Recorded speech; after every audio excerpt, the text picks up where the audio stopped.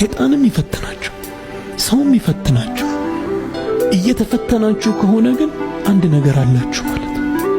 ሲጀምር እኮ ድንጋይ የሚወረወረው የአቮካዶ የማንጎ የብርቱካን ዛፍ እንጂ ባህር ዛፍ ላይ ወረወረ ምን አለው ባህር ዛፍ?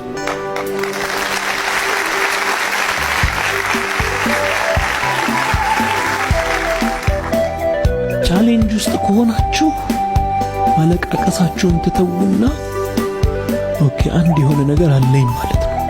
ፈጣሪ የሆነ ነገር ከውስጤ ሊያወጣ ፈልጓል ማለት ነው። ታንክስ ቱ ፔን አይደል? ታንክስ ቱ ቻሌንጅ። ለሆኑ ለሰደቡን ለሆኑ ለፈተኑን ሰዎች ምስጋና ይድረስ። እነሱ ናቸው ያበሰሉን።